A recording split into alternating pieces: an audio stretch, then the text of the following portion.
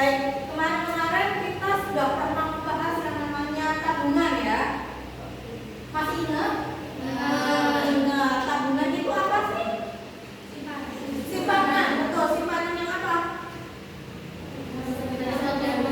Ya, bisa dia waktu menggunakan alat perintah berupa tabungan, slip, atau ATM, pakai mobile banking, gitu ya? Baik, di dalam konsentrasi A kemarin kalian sudah belajar tentang yang namanya wadiah, gitu ya. Wadiah kemarin apa? Nah, sekarang kita akan belajar yang namanya mudhorobah. Tapi sebelum itu biar yang tadi katanya letih, lemah, lesu, sedih, ngefulok, kayaknya lagi bad mood semuanya, kita main games dulu, gitu ya. Saya punya games. Kalau tadi skillnya jelek gitu ya, karena dihubungkan sama kesiswaan, saya ajak games namanya Bank Bahagia. Biar tadi yang moodnya jelek, kita main game di sini namanya Bank Bahagia. Silakan siapkan handphonenya, login ke Kahoot. Kahoot namanya.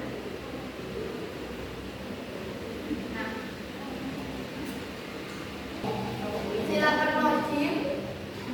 Pakai kode PIN-nya adalah 1473501. Ya,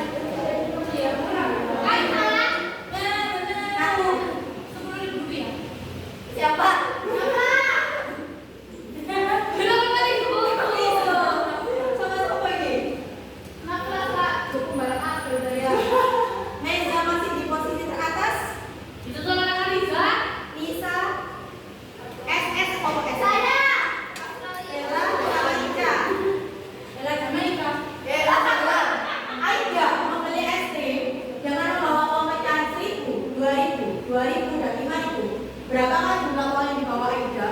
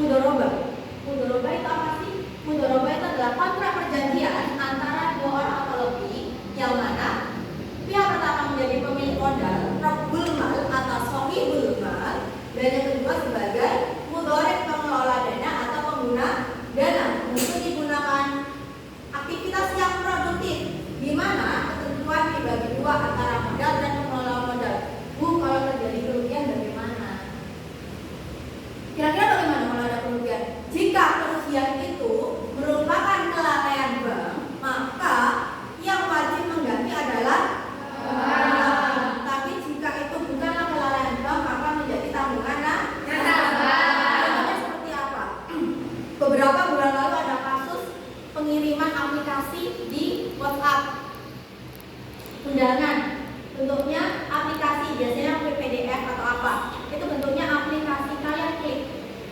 Jika di dalam HP kalian ada mobile banking, otomatis dana kalian tertarik diambil.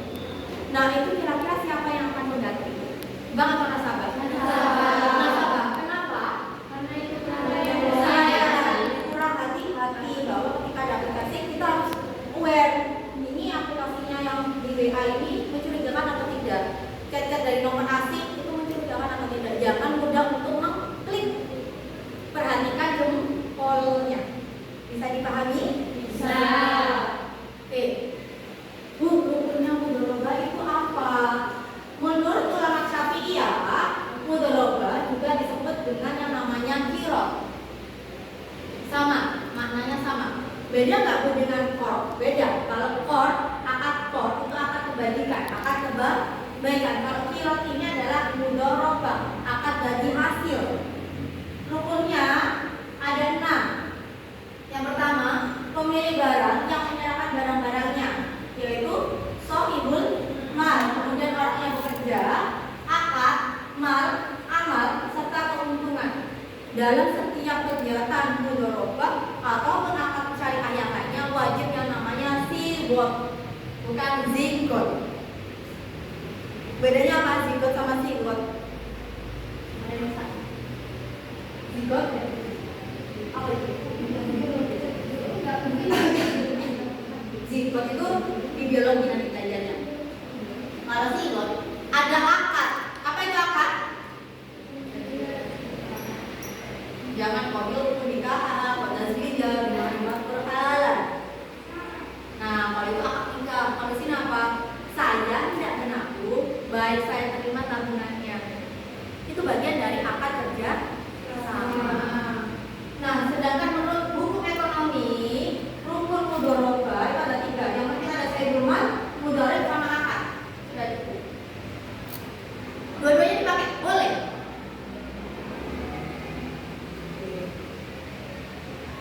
Syarat mudharabah ada apa aja?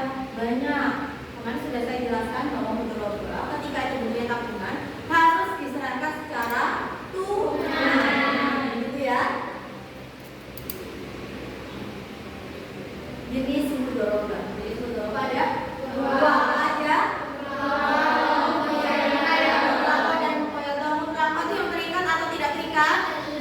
Terikat. Kalau yang muqayyadah? Tidak terikat. Maksudnya terikat itu apa? Ada yang bisa jawab?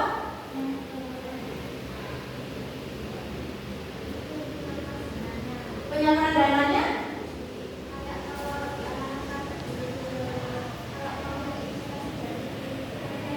Iya betul, dipersyaratkan ya. Kalau yang mutlaqah ada syarat tertentu. Skemanya bagaimana sih Bu? Skemanya itu pertama, nasabah datang nih, nasabah di bank, datang ke bank, dia sudah perjanjian, saya mau nabung dengan akad tertentu. Misalnya tadi akadnya muqayyadah gitu ya, tidak terikat ya. Ditandatangani, dia memberikan setor tunai, bank mengelolanya, dana yang diberikan nasabah dikelola, dikembangkan kepada nasabah lain atau pembiayaan berupa proyek usaha sehingga nantinya ada keuntungan. Nah, keuntungan inilah yang akan dibagi kepada nasabah sesuai prosentase distribusi hasil yang telah disepakati. Paham? Paham. Ada pertanyaan sampai sini? Tidak ada pertanyaan.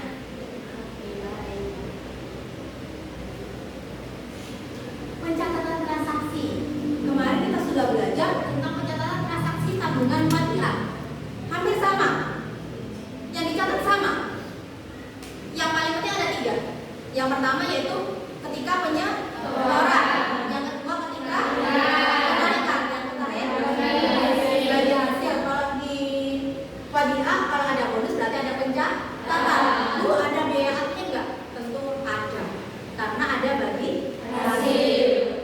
Jurnalnya bagaimana Bu kalau ada biaya admin? Sama jurnalnya dengan ketika di bedanya apa Bu? Pencatatan sama-sama tabungan tapi beda akad, beda di nama akun. kemarin Bunda sempat singgung bahwa dana serta temporer, ya, masih ingat? Yang masuk dalam kategori dana serta temporer itu adalah akad-akad yang berbunyi mudharabah dan musyawarah. Makanya di sini ketika ada nasabah penyetoran, kasnya bertambah, akun yang bertambah lagi bukan lagi kewajiban. Kalau tabungan wanita kemarin akunnya adalah kewajiban, tapi sekarang adalah dana serta temporer mudharabah punyanya nasabah. Bisa dipahami?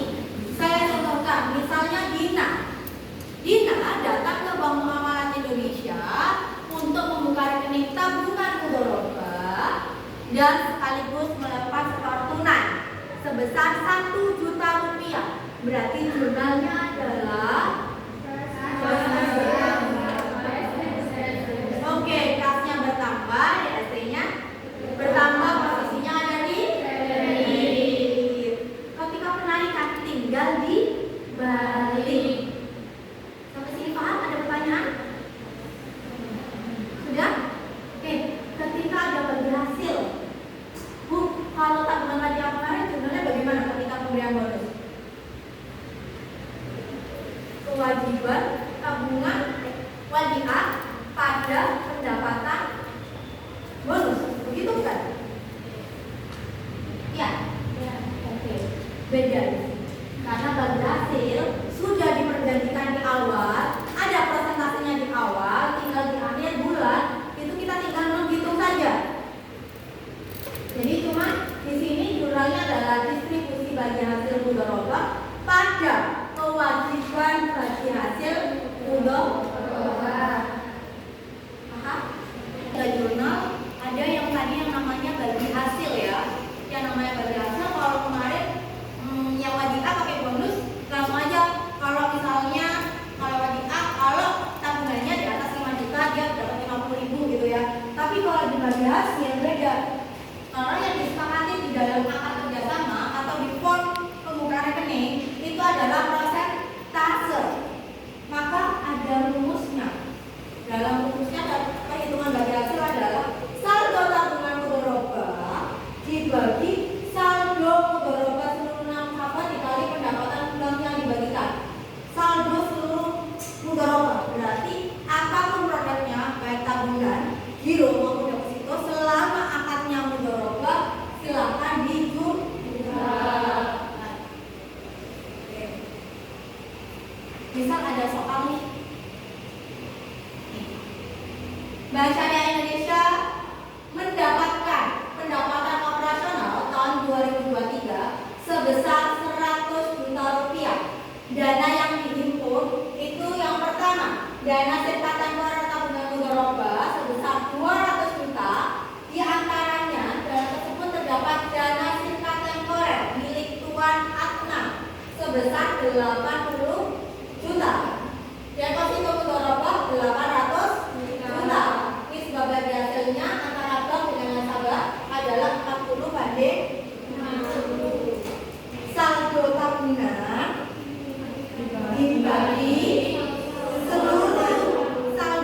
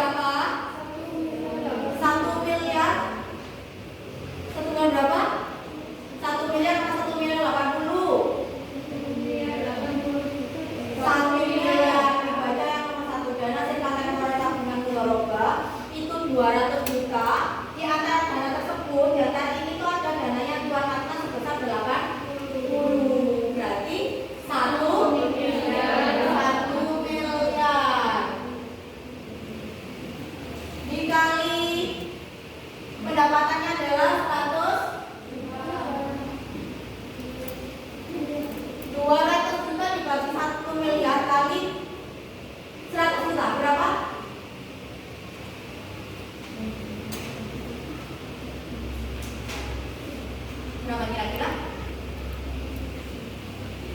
48.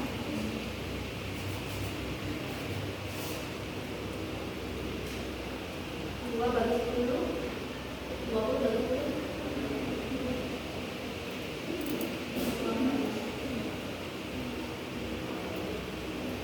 Berapa? Berapa?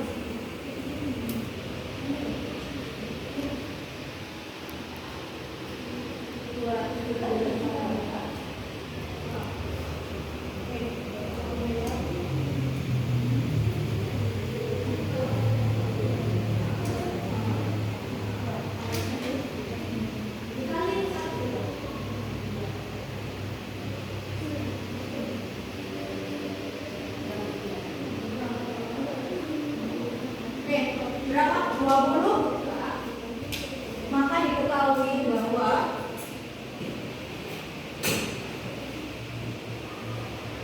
nisbah bagi hasil yang akan dibagikan kepada nasabah adalah 20 juta.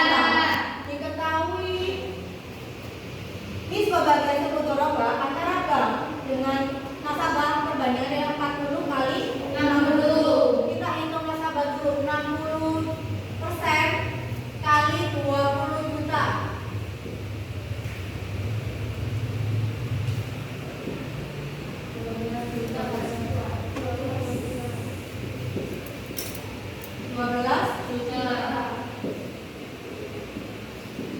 Berarti yang 40% 8 juta. Betul ya? Apakah sudah selesai? Belum. Kira-kira tanya berapa Pak bagi hasil yang akan diterima oleh Tuan Adnan? Kita hitung caranya untuk Tuan Adnan. Tabungan beliaunya berapa? 80 juta. Dibagi total tabungan sebesar 200 dikali nisbah bagi hasilnya yang dibagikan untuk nasabah 12. 80 juta dibagi 200 juta 800.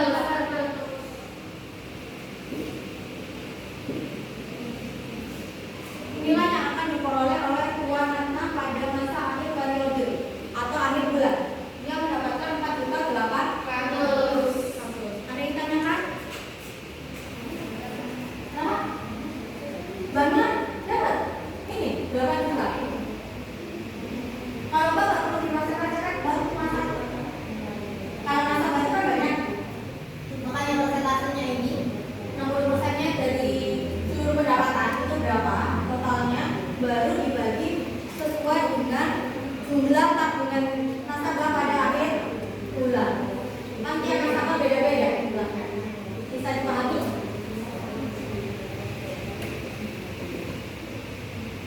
Thank you. Oke, materinya sampai sini. Ini nanti akan saya bagi beberapa kelompok